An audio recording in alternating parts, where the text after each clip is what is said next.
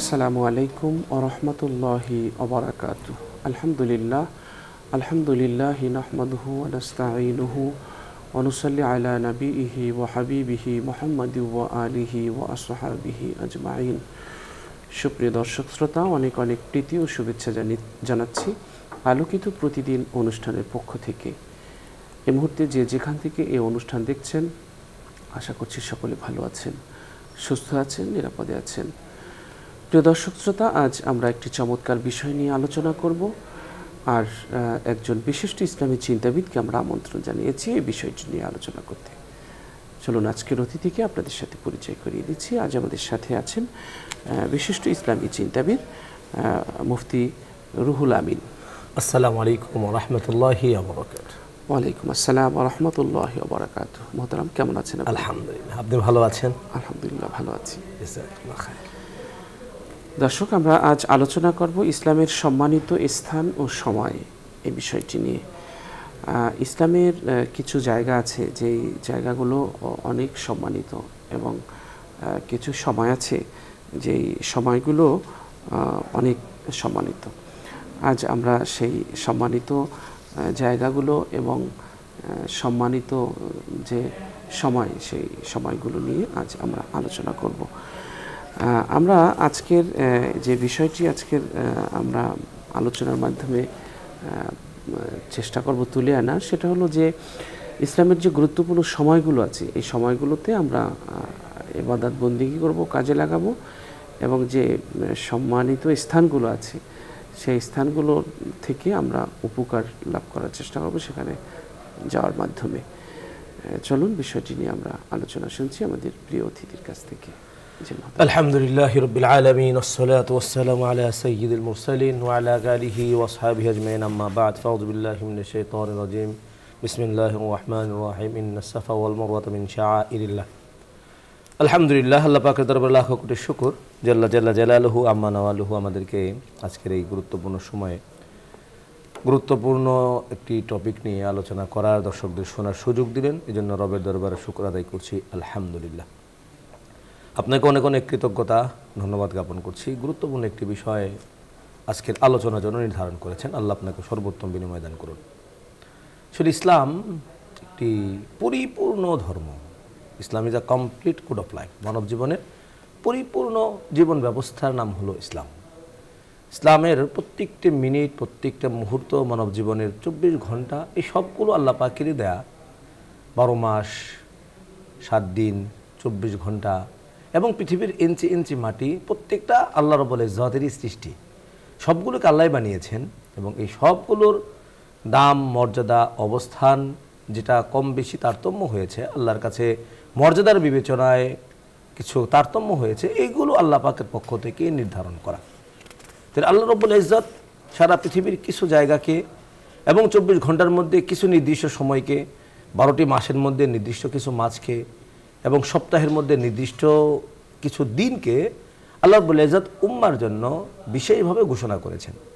ঘোষণা দ্বারা আসলে আমাদের কি করতে হবে বা কী জন্য দিয়েছেন, যাতে করে আমরা অল্প সময়ে বেশি ইবাদত বন্দেগীর মাধ্যমে আল্লাহ রাব্বুল ইজ্জতের নৈকট্য হাসিল করতে পারি। আমরা অল্প সময়কে কাজে লাগিয়ে বেশি ইবাদত গোছাতে পারি, বেশি অর্জন করতে পারি। এই জন্য রব্বে কারীম আমাদের জন্য বিশেষ স্পেশাল অফারগুলো দিয়েছেন। আমরা যদি দুনিয়ার হিসাবেও চিন্তা বিবেচনা করি, দুনিয়াতেও বিভিন্ন সময় বিভিন্ন কোম্পানি বিভিন্ন সময়ে আলাদা কিছু অফার করে, যেটা কিন্তু ওই অফার টাইমের সাথেই সম্পৃক্ত। আবার অনেক সময় নির্দিষ্ট জায়গার কথা বলে দেওয়া হয়, অমুক আমাদের কোম্পানির অমুক দোকানে, অমুক শোরুমে এই অফারগুলো পাওয়া যাবে, ওইখানে অন্য শোরুমে হয়তো থাকবে না, ওইখানে গেলেই পাওয়া যাবে। সময়টা হচ্ছে না, তবে শোরুম অনেক সময় ফিক্সড করে দেওয়া হয়। এটা দুনিয়ার স্বাভাবিক সিস্টেমেও এটা আছে। আল্লাহ রাব্বুল ইজ্জতও সেটা করেছেন উম্মার জন্য। নির্দিষ্ট কিছু জায়গায় ইবাদত বন্দেগী করলে সওয়াবের মাত্রাটাকে বাড়িয়ে দিয়েছেন। আবার নির্দিষ্ট কিছু সময়েও ইবাদত বন্দেগী করলে আল্লাহ রাব্বুল ইজ্জত তার ফজিলতটাকে অনেক বাড়িয়ে দিয়েছেন। তার মধ্যে সময়ের বিবেচনা যদি আমরা প্রথমেই যাই, সবচেয়ে গুরুত্বপূর্ণ যেটা আসবে সেটা রমাদান মাস। আল্লাহর পক্ষ থেকে পুরো রমাদান মাসটাকে ইবাদত বন্দেগীর জন্য বিশেষভাবে কিন্তু সাজানো হয়েছে। হাদিস শরীফে রাসূলুল্লাহ সাল্লাল্লাহু আলাইহি ওয়াসাল্লাম এই একদিনের, এক মুহূর্তে, এক রমাদানের ইবাদতটাকে 70 গুণ বৃদ্ধির ঘোষণা এসেছে। ফরজ ইবাদতগুলো এবং কি নফল আবাদতগুলোকে ফরজ আবাদতের মান দেওয়া হয়েছে, এমনকি প্রত্যেকটা মুহূর্ত আল্লাহ রাব্বুল ইজ্জত তার নিজের বলে ঘোষণা করেছেন। তাহলে এই সময়টা আমাদের জন্য অত্যন্ত গুরুত্বপূর্ণ, যে সময়ে আবাদত বন্দিগের মাধ্যমে আমরা আল্লাহ তাআলার নৈকট্য অর্জন করতে পারি। ঠিক তেমনিভাবে রমাদান মাসের মধ্যে লাইলাতুল কদরকে আল্লাহ তাআলা বিশেষ মর্যাদা দিয়েছেন, যে সময়ের দাম বেশি। লাইলাতুল কদরি খায়রুম মিন আলফি শাহর, অর্থাৎ এক লাইলাতুল কদরের একদিন 1000 মাসের চেয়ে শ্রেষ্ঠ ঘোষণা করা হয়েছে। অর্থাৎ এই সময়টা আল্লাহ রাব্বুল ইজ্জতের কাছে বিশেষ মর্যাদার, এই সময়টা আল্লাহর কাছে বিশেষ দামি। বান্দা যদি চায় এই সময়ের মধ্যে ইবাদত বন্দেগী করে আল্লাহর খুব নৈকট্য হাসিল করতে পারবে এবং আল্লাহর খুব কাছাকাছি যেতে পারবে। অর্থাৎ এক রাত্র ইবাদতের মাধ্যমে 1000 মাসের ইবাদতের সওয়াব কিন্তু পাওয়া যাচ্ছে। ঠিক তেমনিভাবে এই যে আমাদের রমাদানের পরে এখন শাওয়াল চলছে, কিছুদিন পরেই জিলহজ মাস আসবে। এই জিলহজ মাসের শুরুর 10 দিন, ওয়াল ফজর ওয়া লায়ালিন আশর, 10 রাত্রের বিশেষ কসম রব্বি করিম খেয়েছেন। অর্থাৎ এই সময়টা আল্লাহর কাছে অত্যন্ত দামি এবং মর্যাদার। অর্থাৎ জিলহজ মাসের যেদিন থেকে জিলহজ মাস শুরু হয় ওই দিন থেকে নিয়ে ইয়াউমুন নাহার, কুরবানি ঈদ পর্যন্ত, আর স্পেশালি শেষের 3 দিন অর্থাৎ আপনার আইয়ামে তাশরিক যে সময়টাকে আমরা বলি, এই সময়টাও আল্লাহর কাছে বিশেষ মর্যাদার। অর্থাৎ এখানে এক একটা রোজা, এই 9 দিনের রোজা, এক একটা রোজাকে কিন্তু হাদিস শরীফে 1 বছর রোজার সওয়াব হিসেবে ঘোষণা করা হয়েছে। অর্থাৎ আমি চাইলে এই সময়ের মধ্যে ইবাদত করে আল্লাহর খুব নৈকট্য হাসিল করতে পারবো, আল্লাহর খুব কাছাকাছি দিতে পারবো। তেমনিভাবে আপনার ইয়াউমে আরাফা, হজ্জের দিবসের যে গুরুত্বপূর্ণ দিন ইয়াউমে আরাফা, আরাফার দিনটাকেও, ওই সময়টাকেও আল্লাহ রাব্বুল ইজ্জত অত্যন্ত মর্যাদাশীল করেছেন। অর্থাৎ হাদিসে ঘোষণা এসেছে সাওমু ইয়াউমে আরাফা আহতাসিবু আলাল্লাহ আইয়াকাফিরা সানাতাল্লাতি ক্বাবলা ওয়া সানাতাল্লাতি বাদা। অর্থাৎ আরাফার একদিনের ইবাদত, একদিন রোজাটাকে কিন্তু পুরা আপনার 1 বছরের আগের এবং 1 বছরের পরের গুনাহ মাফের জন্য রব্বি কারীম ঘোষণা করেছেন। অর্থাৎ একদিনকে পুরা একটা বছরের কাফারা, পুরা একটা বছরের জন্য আমাদের জন্য বিশেষ সময় হিসেবে রব্বি কারীম ঘোষণা করলেন। ঠিক তেমনিভাবে মহরমের 10 মুহররম, মহরমের যে দিনটা, এই হাদিস এসেছে যে ইয়াউমে আশরা, 10 দিন রোজা 1 বছরের জন্য কাফারা, 1 বছরের গুনাহ মাফের জন্য কাফারা। তাহলে আশরার দিন মহরমের 10 তারিখ, এই দিনটাও সময় হিসেবে আল্লাহ জাল্লা জালালুহু আম্মা নাওয়ালুর কাছে অত্যন্ত মর্যাদার, অত্যন্ত সম্মানের। তেমনিভাবে আমাদের সপ্তাহের 7 দিনের মধ্যে জুমার দিনটা, জুমার দিনটাও আল্লাহ রাব্বুল ইজ্জতের কাছে অত্যন্ত মর্যাদার। অর্থাৎ এই দিনটাকে মুমিনের জন্য, ইমানদারদের জন্য সওয়াব অর্জনের একটা মাধ্যম হিসেবে রব্বি কারীম ঘোষণা করেছেন। সপ্তাহের মাঝামাঝি দিনের মধ্যে সোমবার এবং বৃহস্পতিবার যেই দিন রোজা রাখার ঘোষণা এসেছে, যে এই 2 দিন নবী সাল্লাল্লাহু আলাইহি ওয়াসাল্লাম সর্বদা রোজা রেখেছেন। এই সময়ের মধ্যে আল্লাহর কাছে আমাদের ইবাদত বন্দেগীগুলো পৌঁছানো হয়, ফেরেশতারা আসেন দুনিয়া থেকে ইবাদত বন্দেগীগুলো নিয়ে যায়। তাহলে এই দিনটাও, এই 2টা দিনও আল্লাহর কাছে অন্য সপ্তাহের দিনের মধ্যে বিশেষ মর্যাদার। ঠিক সারা দিনের মধ্যে রাত্রের মধ্যে শেষ রাত্রটা, এই যে শেষ রাত্রের সময়টা, যখন রাতের 2/3 চলে যায়, 2/3 চলে যাওয়ার পরের যে সময়টা, এই সময়টা আল্লাহর কাছে অত্যন্ত পছন্দের। কারণ হাদিসে এসেছে রব্বি করিম এই সময়ের মধ্যে প্রথম আসমানে নেমে এসে বান্দাকে নিজে থেকে ডাকতে থাকেন। সারা পৃথিবী যখন ঘুমিয়ে যায়, সারা পৃথিবীর মানুষ যখন নিজেকে নিয়ে ব্যস্ত, ঘুমিয়ে ব্যস্ত, এই সময়ের মধ্যে কিছু আল্লাহ প্রেমিক বান্দারা আল্লাহর জন্য দাঁড়িয়ে আল্লাহর সামনে নিজেকে, মাথাটাকে নত করে সেজদা অবনত হয়ে আল্লাহর কাছে চাচ্ছেন, আল্লাহর কাছে নিজেকে সুপে দিচ্ছেন, 2 চোখটা চোখের পানি ফেলে আল্লাহর কাছে বলছেন। এই সময়টা এবং এই ইবাদতটা আল্লাহ রাব্বুল ইজ্জতের কাছে কিন্তু অত্যন্ত পছন্দনীয়। নবী সাল্লাল্লাহু আলাইহি ওয়াসাল্লামকে আল্লাহ রাব্বুল ইজ্জত নির্দেশ দিয়েছেন, ইয়া আইয়ুহাল মুযাম্মিল কুমিল লাইলা ইল্লা কালিলা নিসফাহু আবিন কুসমিনহু কালিলা, যে আপনি অর্ধেক রাত পর্যন্ত ঘুমাতে পারবেন, এরপর আর ঘুমাবেন না। অর্থাৎ আপনি রাত্রিবেলার শুরুতে আগে ঘুমিয়ে গিয়ে অর্ধরাত্রি পর্যন্ত আপনি ঘুমান, অথবা এরপর থেকে আপনি উঠে যান। যদি পুরাটা নাও পারেন অর্ধেক, না হলে কিছু কমান। মানে আপনি শেষ রাত্রের এই সময়টা ইবাদত বন্দেগীর মধ্যে কাটানোর জন্য কিন্তু আল্লাহ রাব্বুল ইজ্জতের পক্ষ থেকে আমাদেরকে বিশেষভাবে নির্দেশনা দেওয়া হয়েছে, যে বান্দা এই ইবাদতের মাধ্যমে আল্লাহর খুব কাছে যেতে পারে, আল্লাহ বান্দাকে খুব আপনায় নেন এবং খুব কাছে তুলে নেন এবং নিজেকে সুপে দিয়ে নিজের জীবনের পাপ পঙ্কিলতা থেকে মুক্ত হয়ে নিজেকে গড়ার একটা সুবর্ণ সুযোগ কিন্তু প্রতিনিয়ত, প্রতিদিন শেষ রাতের সময়টা। তেমনিভাবে আজান এবং ইকামতের মাঝামাঝি যে সময়টা, সারাদিনের সময় স্বাভাবিক। আজান দেওয়ার পরে হাদিসে এসেছে লা ইউরাদ্দু দুআ বাইনাল আযানি ওয়াল ইকামা, আজান দিয়ে দিয়েছে মসজিদে ইমাম সাহেব, খতিব সাহেব বা মুয়াজ্জিন সাহেবের আজানের পরে জামাত শুরু হওয়ার যে মধ্যবর্তী সময়টা 15 মিনিট, আমাদের দেশে অনেক নামাজের সময়, অনেক নামাজের সময় হয়তো আধা ঘন্টা 30 মিনিট সময় গ্যাপ রাখা হয়েছে। এই যে মাঝামাঝি সময়টা আমরা মসজিদের প্রস্তুতি নিতে নিতে নষ্ট করে ফেলি। অর্থাৎ আজান দেওয়ার পরে আমরা সূচনা, যারা নামাজ পড়ি জামাতে তাদের কথা বলছি, যারা এটাকে গুরুত্ব দেন তাদের তো হিসাব আলাদা। আজান দেওয়ার পরে আমরা নামাজের প্রস্তুতি নেই, প্রস্তুতি নিয়ে মসজিদে যেতে যেতে দেখা যায় অনেকে সুন্নত পড়ার সুযোগ পায়, অনেকে পায় না। ইমাম সাহেব আপনার একামতের জন্য মুয়াজ্জিন সাহেব দাঁড়িয়ে গেলেন নামাজে, আমি আর যে আল্লাহর কাছে কিছু বলবো সেই সুযোগটা পাচ্ছি না। অথচ হাদিসে এসেছে লা ইউরাদ্দু দুআ বাইনাল আযানি ওয়াল ইকামা, আযান এবং ইকামতের মধ্যবর্তী সময়ে আল্লাহ কোনো দোয়া ফেলেন না, কোনো দোয়া ফেরত দেন না। তাহলে আমার যদি কোনো জিনিসের চাহিদা থাকে, প্রয়োজন থাকে যে আমি আল্লাহর কাছে কিছু বলবো, শেষ রাত্রে রেগুলারলি আমি উঠতে পারছি না বা আমার সুযোগ হচ্ছে না অথবা কোনো কারণে আমার মিস হয়ে যাচ্ছে, ওটা গুরুত্বপূর্ণ সময় ছিল। কিন্তু এই আজান ইকামতের মাঝামাঝি 15 মিনিট আমি যদি আমাদের প্রস্তুতিটা আরও একটু আগে থেকে নেই, আজান দেওয়ার সাথে সাথে আমার সকল ব্যস্ততা ক্লোজড, আমি আজান দেওয়ার পরে আর কোনো ব্যস্ততা রাখবো না। আগে থেকে উজু করে ফ্রেশ মসজিদে ঢুকে গেলাম, 4 রাকাত 2 রাকাত সুন্নত পড়ে তাহিয়াতুল মসজিদ নামাজ আদায় করে আমি বসে গেলাম এবং এরপর থেকে নিয়ে 10 মিনিট আল্লাহর কাছে আমি রোনাজারি করতে থাকলাম, কান্নাকাটি করতে থাকলাম, আমার জীবনের চাহিদাগুলো আল্লাহর কাছে বলতে থাকলাম। এই যে সময়টা তো ফেরত দেওয়া হয় না, অথচ এই সময়টা কিন্তু স্বাভাবিকভাবে আমাদের দেশে আমরা যারা নামাজে জামাতের সাথে আদায় করি এরাও এই টাইমটাকে কী করি না, কাজে লাগাই না। এই 10-15 মিনিট আমি কোরআন তেলাওয়াতের মাধ্যমে আল্লাহর কাছে চেয়ে সময় দিয়ে কিন্তু আমি কাটাতে পারতাম, সময়টা আমার নষ্ট হয়ে যাচ্ছে। ঠিক শুক্রবারে জুমার নামাজের আসরের নামাজের পর থেকে নিয়ে সূর্য অস্ত পর্যন্ত এই সময়টাকেও খুব গুরুত্ব দেওয়া হয়েছে। হাদিসে এসেছে যে শুক্রবারের একটা নির্দিষ্ট সময় দোয়া কবুল হয়। ফুকাহে কেরাম গবেষণা করে কেউ কেউ বলেছেন এটা খুতবা পড়ার সময়, কেউ কেউ বলেছেন আসরের আযানের পর থেকে নিয়ে মাগরিবের সূর্য অস্ত যাওয়া পর্যন্ত এই সময়টা। তাহলে এই সময়টা কিন্তু স্পেশালি গুরুত্বপূর্ণ। তাহলে এই সময়টাকেও আমাদেরকে কাজে লাগাতে হবে। এই সময়টা কাজে লাগাতে পারলে অল্প সময়ে বেশি অর্জন করা যাবে। এই সময়গুলোকে আমাদের লক্ষ্য রেখে ইবাদত বন্দেগী করা চাই, তাহলে দেখা যাবে যে আমরা অনেক বেশি আমল জমা করতে পারবো। ঠিক তেমনিভাবে ইসলামের শেয়ার আছে, নির্দিষ্ট কিছু স্থাপনা, নির্দিষ্ট কিছু স্পেস, নির্দিষ্ট কিছু জায়গা যেগুলোকে কেন্দ্র করে কিন্তু ইসলামের ভিত্তি স্থাপিত হয়েছে। যদিও নাকি ইসলামের মূল ভিত্তি পাঁচটা ইবাদত, তাওহীদ, সালাত, যাকাত, হজ, সওম, এগুলো ইসলামের মূল ভিত্তি। তবে এই ইবাদতগুলো নির্দিষ্ট একটা জায়গাকে কেন্দ্র করে ইবাদতগুলো করা হয়।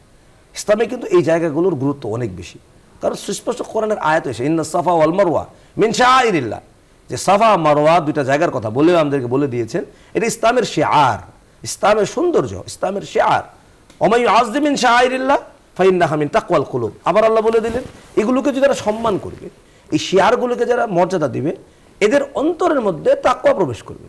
এই হাজী সাহেবেন যারা হজে যান, আলহামদুলিল্লাহ আপনি তো নিয়মিত আল্লাহ পাক আপনাকে নিচ্ছেন, এই যে প্রতিনিয়ত হাজী সাহেবরা ঘুরে আসার পরে ওই জায়গাগুলোতে যাওয়ার পরে তাদের যে অনুভূতি উপলব্ধি, তাদের ভিতরে যে পরিবর্তন, উমরার সফর করে আসার পরে এক একজন মানুষের ভিতরে যেই পরিবর্তনগুলো স্পেসিফিক পরিবর্তন হয়, এই পরিবর্তনটা কিন্তু অন্যরকম একটা পরিবর্তন। আমার সামনে একটা উদাহরণও আছে। আমার পরিবারের কিছুদিন আগে আমার বোন, মেজো বোন, দুলাভাই এবং ভাগনা ভাগনি একসাথে সফর করে এসেছেন। অর্থাৎ ভাগিনা ছোট, খুব বড় না, এবার ইউনিভার্সিটিতে যাচ্ছে। নামাজের ব্যাপারে তার কোনো গুরুত্ব ছিল না, আমার ভাগ্নিও নামাজের ব্যাপারে খুব বেশি গুরুত্ব ছিলেন না। কিন্তু উমরাটা শেষ করে আসার পরে পুরো ফ্যামিলিটা টোটাল পরিবর্তন। অর্থাৎ আগে মনে হয় এক মেরুতে ছিল, দেন এখন আরেক মেরুতে। সে একজন ডক্টর, তার ডিউটি করছে, বাট আমাকে মাঝে মাঝে মাসালা জিজ্ঞাসা করে যে মামা আমি পর্দার সাথে তাদের সাথে যে কথা বলি, আমার যে ডক্টররা আছেন বা পেশেন্টরা আছে কথা বলি, আমার গুনাহ হয় কিনা। এই প্রশ্নটা তার উমরার আগে কোনোদিন আমাকে করেনি। তাই এখন এই যে চেঞ্জ, 5 ওয়াক্ত নামাজের ব্যাপারে তাদের পরিবর্তনটা এবং তাদের পারিবারিক যে পরিবর্তনটা, এটা কিন্তু এই যে শায়ের ইসলামের যে শিয়ারগুলো, জায়গাগুলো, পরিবেশগুলো যখন তারা সচক্ষে দেখেছে, ওই জায়গাগুলোর সাথে একটা ভালোবাসা তৈরি হয়েছে, এটা মহব্বত এবং বন্ধন তৈরি হওয়ার পরে কিন্তু এটা পরিবর্তন হয়েছে। জাস্ট আমি একটা উদাহরণ বললাম আমার চোখের সামনে, লক্ষ লক্ষ মানুষের কিন্তু এই পরিবর্তনটা আসতেছে ইসলামের এই শিয়ারগুলোর সাথে তাদের একটা আত্মার একটা বন্ধন তৈরি হওয়ার কারণে। এই জন্য এই জায়গাগুলো ইসলামে অত্যাধিক গুরুত্ব রয়েছে। গুরুত্বপূর্ণ স্থাপনার মধ্যে 1 নাম্বার যদি আমরা সর্বাগ্রে দেই, মসজিদুল হারাম, ইন্না আউওয়ালা বাইতিন বুদিআ লিন-নাস লাল্লাযী বিবাক্কা, যে আল্লাহ রাব্বুল ইজ্জত পৃথিবীর মানুষের আল্লাহর ইবাদতের জন্য, আল্লাহ পাকের গুণগান গুণকীর্তন করার জন্য যেই জায়গাটাকে প্রথম তৈরি করেছেন সেটা হলো মক্কাতুল মুকাররমা। এই কাবা, যেটা দিকে আমরা প্রতিদিন 5 ওয়াক্ত নামাজে যেদিকে আমরা ফিরি, নফল সুন্নাহ নামাজের দিকে আমরা কিবলামুখী হই, মুতাওয়াজ্জিহান ইলা জিহাতিল কাবাতিশ শরীফা, আমরা যে কাবার দিকে ফিরি, এটা ইসলামের মধ্যে সবচেয়ে স্থানের বিবেচনায় পৃথিবীর মধ্যে সর্বোত্তম এবং প্রথম মর্যাদার স্থান হিসাবে এটাকে নির্ধারণ করা হয়েছে। এক হাদিসে প্রিয় নবী সাল্লাল্লাহু আলাইহি সাল্লাম বলেছেন যে কাবায় 1 রাকাত নামাজ পড়া বাহিরের 1 লক্ষ রাকাত নামাজের সমান সওয়াব বহন করে। তাহলে এই জায়গার কি আছে, স্পেশাল ভ্যালু আছে। এরপরে যদি আমরা দ্বিতীয় স্থান হিসেবে আমরা বিবেচনা করি মসজিদে নববী, নবী সাল্লাল্লাহু আলাইহি ওয়াসাল্লামের স্মৃতি বিজড়িত, উনি যে জায়গায় সেজদা করেছেন, উনি যে জায়গায় হেঁটেছেন, যে জায়গায় বসে কথা বলেছেন, যেই জায়গায় উনি শুয়ে আছেন, যে জায়গাগুলো, এই জায়গাটা পৃথিবীর ভিতরে দ্বিতীয় গুরুত্বপূর্ণ স্থাপনা। হাদিসে এসেছে এই জায়গায় 1 রাকাত নামাজ 50,000 রাকাত নামাজের সওয়াব রাখে। এটা স্পেশাল, এই জায়গাটাও অত্যন্ত গুরুত্বপূর্ণ। অবশ্যই মনের ভিতরে প্রত্যেকেরই এই চাহিদা থাকা চাই একজন ইমানদারের, এবং সর্বোত্তম চেষ্টা করা চাই যে আমি অন্য কিছু হোক বা না হোক, কত জায়গায় তো আমরা ভ্রমণে যাই, কত জায়গায় অর্থ ব্যয় করি। ভ্রমণ করতে গেলে এই জায়গাগুলোর জন্য ফিক্সড রাখা চাই যে না, দুনিয়ার অন্য কোথাও ভ্রমণ করবো না, আমি আমার সফরের প্রয়োজন নাই, এটাই হোক না আমার সফরের একটা জায়গা। আত্মার একটা প্রশান্তি পাওয়া যাবে, অন্তরের একটা টান তৈরি হবে, এবং ইসলামের ইবাদত বন্দেগী করে আলাদা একটা মজা পাওয়া যাবে। ঠিক এই স্থাপনা, এই জায়গাটাও জায়গার বিবেচনায় ইসলামে অত্যাধিক সম্মানের জায়গা। তৃতীয়ত, বর্তমান পরিস্থিতি অনুযায়ী প্রত্যেকটা ইমানদারের দিলের ভিতরে যেখানে রক্তকরণ হয়, মসজিদুল আকসা, রব্বি করিম যে জায়গাটার ব্যাপারে কোরআনে ঘোষণা করেছেন, সুবহানাল্লাযী আসরা বিআবদিহি লাইলাম মিনাল মাসজিদিল হারাম ইলাল মাসজিদিল আকসা আল্লাযী বারাকনা হাওলা, যে জায়গাকে রব্বি করিম বরকতময় ঘোষণা করেছেন, মসজিদুল আকসা। একজন ইমানদার, এটা আমাদের প্রথম কিবলা, মুসলমানদের প্রথম কিবলা হিসাবে কিন্তু রব্বি করিম এই মসজিদুল আকসাকেই নির্ধারণ করেছেন, যেটা ফিলিস্তিনে বর্তমানে মসজিদুল আকসা, যে জায়গাটা ইসলামের মুসলমানদের জন্য, ইসলামের জন্য অত্যন্ত গুরুত্বপূর্ণ একটি স্থাপনা, গুরুত্বপূর্ণ একটা জায়গা। আল্লাহ পাক বরকত দিয়েছেন, এই জায়গা আমাদের কিবলা ছিল। এই জায়গায় 1 রাকাত নামাজ 25,000 রাকাত নামাজের সব হাদিসে ঘোষণা এসেছে। তাহলে এই স্পেসটা, এই প্লেসটাও ইসলামের জন্য অত্যন্ত গুরুত্বপূর্ণ একটা মর্যাদার জায়গা। আল্লাহ পাক এটাকে মর্যাদাশীল করেছেন। ঠিক তেমনিভাবে যদি আমরা আরেকটু বিবেচনা করি, পৃথিবীর যতগুলো জায়গা ওয়াকফকৃত আল্লাহর জন্য মসজিদ ঘোষণা করা হয়েছে সারা দুনিয়া, আল্লাহ ইন্নাল মাসাজিদ লিল্লাহ, সারা দুনিয়ার সকল মসজিদগুলো আল্লাহর জন্য। যেভাবে আমরা বলি আল মসজিদ বাইতুল্লাহ, সারা দুনিয়ার প্রত্যেকটা মসজিদ আল্লাহর ঘর। ঠিক মসজিদ পৃথিবীর মধ্যে যতগুলো জায়গা মসজিদদের জন্য নির্ধারিত হয়েছে সারা পৃথিবীর, এই প্রত্যেকটা মসজিদের জায়গাটা, মসজিদ মানে সেজদার জায়গা, যেখানে সেজদা করা হয়, স্পেসিফিক যে জায়গাটাকে আল্লাহর জন্য ওয়াকফ করে দেওয়া হয়েছে, এই মসজিদগুলো অত্যন্ত মর্যাদার, অত্যন্ত সম্মানের। কারণ এখানে যুগের পর যুগ মানুষ সেজদা করেছে, রবের ইবাদত করেছে। অসংখ্য ওলিয়া উলিয়ারা, আল্লাহ পাকের পাগল বান্দারা, যারা আল্লাহকে মহব্বত করেন, আল্লাহ তাদেরকে ভালোবেসে তার অলির দরজায় তাদেরকে উত্তীর্ণ করেছেন, এই সময় মানুষগুলো কিন্তু এখানে সেজদা করেছে। তাহলে এই জায়গাটাগুলো অত্যন্ত গুরুত্বপূর্ণ। কারণ হাদিস এসেছে যে আহাব্বুল বিলাদ ইলাল্লাহি মাসাজিদুহা, পৃথিবীর ভিতরে আল্লাহর কাছে সবচেয়ে মর্যাদাশীল জায়গার নাম হলো মসজিদ। অর্থাৎ এই জায়গাটা আল্লাহর কাছে সবচেয়ে পছন্দনীয় জায়গা। সুতরাং আমরা যদি সুযোগ পাই, অল্প সময় হলেও মসজিদে গিয়ে কাটানো উচিত। অন্তরের প্রশান্তি নাই, অশান্ত মন, ডিপ্রেশনের মধ্যে আছি, আচ্ছা কোনো জায়গায় যেতে পারছি না, বাড়ির পাশে মসজিদ আছে, আমি মসজিদে গিয়ে 2 রাকাত নামাজ পড়ে চুপ করে বসে থাকলেও দেখা যাবে যে অন্তরের মধ্যে আলাদা একটা প্রশান্তি আসছে। আল্লাহর পক্ষ থেকে মসজিদগুলোতে রহমত নাজিল হয়, নিয়মতান্ত্রিকভাবে, নিয়মিতভাবে সাকিনা নাজিল হয়, নিয়মিতভাবে আল্লাহর পক্ষ থেকে মসজিদগুলোতে রহমত আসে। তো এই রহমতের ভিতরে বসে থাকলে দেখবেন অটোমেটিকলি অশান্ত মনগুলো কি হয়ে যাবে, অশান্ত মনগুলো আস্তে আস্তে শান্ত হয়ে যাবে। এই অশান্ত পরিবেশ থেকে আস্তে আস্তে শান্ত অবস্থায় আমরা চলে যেতে পারবো। ঠিক তেমনিভাবে রব্বি করিম যে সমস্ত জায়গা কোরআনে ঘোষণা করেন, সাফা ওয়াল মারওয়া, এই সাফা মারওয়া জায়গাটাও আল্লাহর কাছে স্পেশালি মর্যাদার। ইসলামে এটা আলাদা একটা গুরুত্ব আছে। জাবালে রহমত, এই সমস্ত জায়গাগুলো, যে সমস্ত জায়গায় নবী সাল্লাল্লাহু আলাইহি ওয়াসাল্লামের পদচারণা পড়েছে, যেহেতু উনি পৃথিবীর সর্বশ্রেষ্ঠ মহামানব, এতে কোনো সন্দেহ নাই, আল্লাহ পাক ওনাকে সবচেয়ে মর্যাদাশীল করেছেন। ওনার পদচারণা যত জায়গায় পড়েছে, যেই প্লেসে পড়েছে, যেই স্পেসে পড়েছে, যেই জায়গায় উনি থেকেছেন, যেই জায়গাগুলোতে ওনার পদচারণা হয়েছে, এই প্রত্যেকটা জায়গা আল্লাহর কাছে অত্যন্ত দামি, অত্যন্ত মর্যাদার। ওনার কারণে আল্লাহ পাক এগুলোকে মর্যাদাশীল করেছেন। সুতরাং আমরা একজন মুসলমান হিসাবে, ইমানদার হিসাবে সব কিছু আল্লাহর হলেও সকল স্পেস, সকল জায়গা, প্রত্যেকটা মুহূর্ত, প্রত্যেকটা সময় আল্লাহ পাকের পক্ষ থেকে নির্ধারিত থাকলেও আল্লাহর জন্য ঠিক আছে, আল্লাহ পাকই করেছেন, তবে এই মর্যাদাগুলোও কিন্তু আল্লাহ পাকই দিয়েছেন, এগুলোর দাম আল্লাহ পাকই বাড়িয়েছেন, এগুলোর বিশেষ অবস্থান আল্লাহ পাকই করেছেন। সুতরাং আমাদেরও এই জায়গাগুলোকে সম্মান দিতে হবে, এবং এই জায়গাগুলো যাতে কখনো অসম্মানিত না হয়, এই ব্যাপারেও আমাদের সজাগ দৃষ্টি রাখা চাই। আল্লাহ পাক যেগুলোকে মর্যাদা দিয়েছেন, ওই মর্যাদার জায়গাগুলোতে অসম্মান না হয়, যে স্থানগুলোকে আল্লাহ মর্যাদা দিয়েছেন আমার দ্বারা বা আমার কোনো কর্মের দ্বারা ওই স্থান অবমর্যাদা যেতে না হয়, অবমূল্যায়ন যেতে না হয়। ঠিক তেমনিভাবে যে সময়গুলোকে আল্লাহ পাক দামি বানিয়েছেন, আমার কোনো গুনাহ ওই সময়গুলোতে যাতে অন্তত পক্ষে না হয়। কোনো সময়ই হবে না, গুনাহ তো সব সময়ের গুনাহ, কিন্তু ওই সময়গুলোতে যেহেতু মর্যাদার গুনাহ হলেও কিন্তু গুনার পরিমাণটাও বেশি হবে। কারণ রমাদান মাস আপনি আল্লাহ পাক মর্যাদাশীল করেছেন, এই সময় যদি আপনি গুনাহের মধ্যে লিপ্ত হন, নিঃসন্দেহে এই গুনাহের পরিমাণটা, ক্ষতির পরিমাণটাও বেশি হবে। লাইলাতুল কদর আল্লাহ পাক মর্যাদাশীল করেছেন, আপনি ওই সময় গুনাহ করলেন, আল্লাহর পক্ষ থেকে কিন্তু লানত আরও দ্রুত আসবে। কারণ আল্লাহ পাক এটাকে তোমাকে আমাকে টানার জন্য দিয়েছিলেন শেষ রাত্রে। অনেকে বর্তমান সময়ে আফসোসের কথা যে গুনাহ করার একটা মুখ্য সময়, যখন ইবাদতের মুখ্য সময় ছিল শেষ রাত্র, এখন গুনাহের মুখ্য সময়কে শেষ রাত্র হিসেবে নেওয়া হয়েছে। আমাদের বিভিন্ন আপনার সিম কোম্পানিগুলো অফার দিচ্ছে শেষ রাত্রের সময়গুলোকে কেন্দ্র করে, তারা বিভিন্ন অফার তাদের চালু আছে যে এই সময় থেকে এত টাইমে কথা বললে আপনার মিনিট টাকা কম কাটবে, অমুক সময় থেকে দেখবেন সবগুলোই এই রাত 1টা, 1:30, 2টার পর থেকে তারা বিভিন্ন অফার তারা কম বেশ করে দিয়েছে, বিভিন্ন সিস্টেমে রেখে দিয়েছে। তাহলে ওই সময়গুলোতে আমাদের যুবক যুবতীরা যারা চারিত্রিক পদস্খলনের জন্য তারা এই সময়গুলোকে বেছে নিয়েছে, তাদের এই গুনাহ কামাইয়ের জন্য তারা ওই টাইমটাকে বেছে নিয়েছে, অথচ এই টাইমটা ছিল তার আল্লাহকে পাওয়ার সময়। এই টাইমে গুনাহ করছে, অথচ এই গুনাহটা কিন্তু আরও মারাত্মক হচ্ছে। শেষ রাত্রে সারা রাত ব্যাপী গুনাহ করে সকালবেলায় ঘুমাচ্ছে। এক তো চারিত্রিক নষ্ট হচ্ছে, নিজের স্বাস্থ্য নষ্ট হচ্ছে, নিজের সময় নষ্ট হচ্ছে, আল্লাহকে খুশি করার পরিবর্তে নারাজ করছে। অপরদিকে মসজিদগুলো সম্মানিত করেছিলেন অনেক মানুষ, এখন মসজিদে গিয়েও ফেসবুক চালায়। মানে দুঃখের কথা কাকে বলবো, মসজিদে বসেও দেখা যাচ্ছে যে আপনার ফেসবুকে স্ক্রল করছে, বিভিন্ন কিছু আসতেছে, এই বাজে ছবিগুলো মসজিদের ভিতরেও আসছে। কারণ আপনি যখন ঢুকবেন একটা অ্যাড, আপনি ভালো জিনিস দেখছেন, অনেকে মসজিদে বসে হুজুরের ওয়াজ শুনছি, ইউটিউবে আমি একটা ওয়াজ দেখছি, মসজিদে বসে সময় কাটছে না, আল্লাহকে সামনে রেখে আপনাকে ইবাদত ওই ওয়াজ দেখতে হচ্ছে ওই সময়েও ইউটিউব থেকে, অথচ আপনি আল্লাহর সামনে বসে আছেন, ওইখান থেকে আপনার এই আসতেছে হঠাৎ করে যে অ্যাডগুলো চলে আসলো, একটা বেপরদা নারীর একটা অ্যাড যে অটো চলে আসলো, এটা তো আর মানে আমি চাইলেও বন্ধ রাখতে পারবো না। আবার এটাকে আপনি স্ক্রিপও করতে পারবেন না, একটা নির্দিষ্ট সময়ের আগে সেটাকে স্ক্রিপও করতে পারবে না।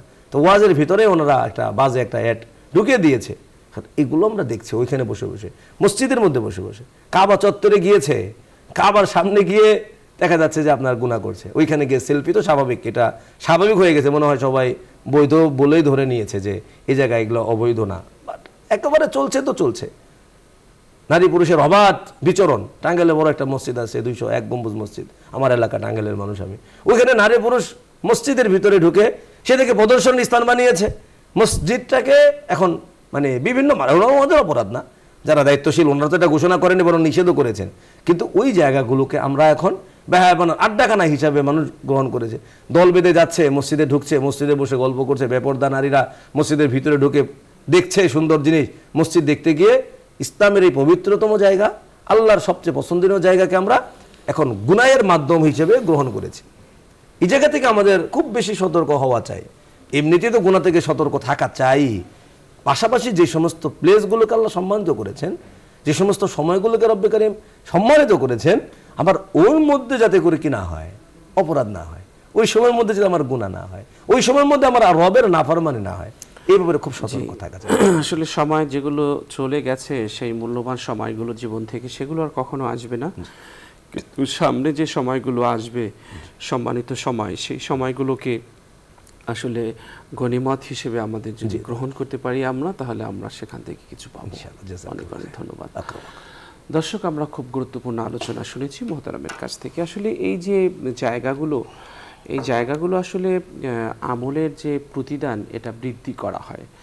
যেমন মসজিদে হারামের ব্যাপারে রাসূল সাল্লাল্লাহু আলাইহি ওয়াসাল্লাম বলেছেন, আমার মসজিদে আদায়কৃত 1 রাকাত নামাজ অন্যত্র আদায় করা 1000 রাকাত নামাজের চেয়ে উত্তম। তবে মসজিদুল হারাম এর ব্যতিক্রম। মসজিদুল হারামে আদায়কৃত 1 রাকাত নামাজ অন্যত্র আদায় করা 1 লাখ রাকাত নামাজের চেয়ে উত্তম। সুনান ইবনে মাজাহ। এই যে জায়গাগুলো, এই জায়গাগুলোতে আমরা যেভাবে নেকি বৃদ্ধি করি, তেমনি অপরাধ করলেও সেই পাপের ভয়াবহতাও অনেক বেশি। যারা কুফরি করে, আল্লাহ বলেছেন, যারা কুফরি করে এবং মানুষকে নিবৃত করে আল্লাহর পথ থেকে, ও মসজিদুল হারাম থেকে যা আমি করেছি স্থানীয় ও বহিরাগত সবার জন্য সমান, আর যে ইচ্ছা করে সীমা লঙ্ঘন করে তাতে পাপ কাজের তাকে আমি আস্বাদন করাবো মর্মদস্ত শাস্তি। সূরা হজ 25 নং আয়াত।